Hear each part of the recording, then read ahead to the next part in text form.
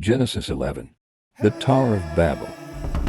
At one time, all the people of the world spoke the same language and used the same words.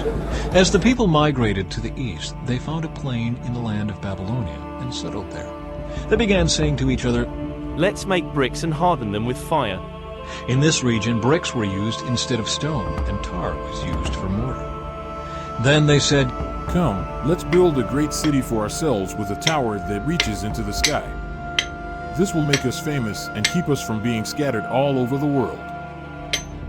But the Lord came down to look at the city and the tower the people were building. "Look," He said, the people are united, and they all speak the same language.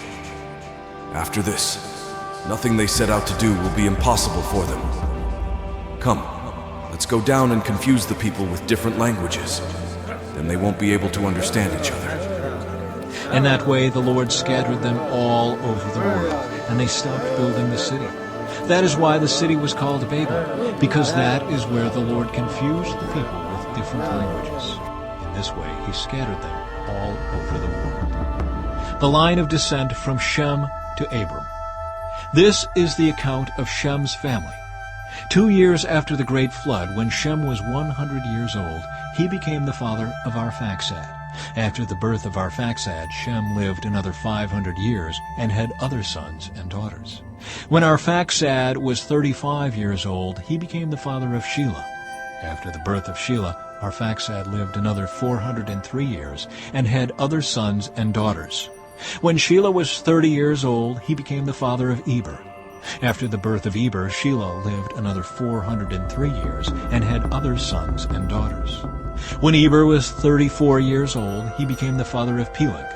After the birth of Peleg, Eber lived another 430 years and had other sons and daughters.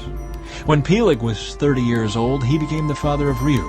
After the birth of Reu, Peleg lived another 209 years and had other sons and daughters. When Reu was 32 years old, he became the father of Serug. After the birth of Serug, Reu lived another 207 years and had other sons and daughters. When Serug was 30 years old, he became the father of Nahor. After the birth of Nahor, Serug lived another 200 years and had other sons and daughters. When Nahor was 29 years old, he became the father of Terah. After the birth of Terah, Nahor lived another 119 years and had other sons and daughters. When Terah was 70 years old, he had become the father of Abram, Nahor, and Haran. The family of Terah. This is the account of Terah's family.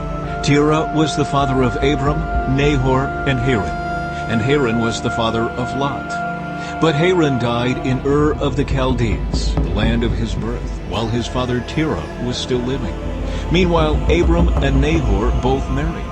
The name of Abram's wife was Sarai, and the name of Nahor's wife was Milcah. Milcah and her sister Iscah were daughters of Nahor's brother Haran, but Sarai was unable to become pregnant and had no children. One day Terah took his son Abram, his daughter-in-law Sarai, his son Abram's wife, and his grandson Lot, his son Haran's child, and moved away from Ur of the Chaldeans.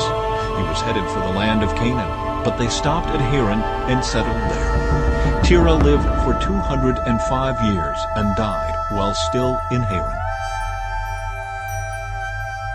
Thank you for watching our Bible narrative. Subscribe for more. Help us spread the word by sharing this with others. God bless you.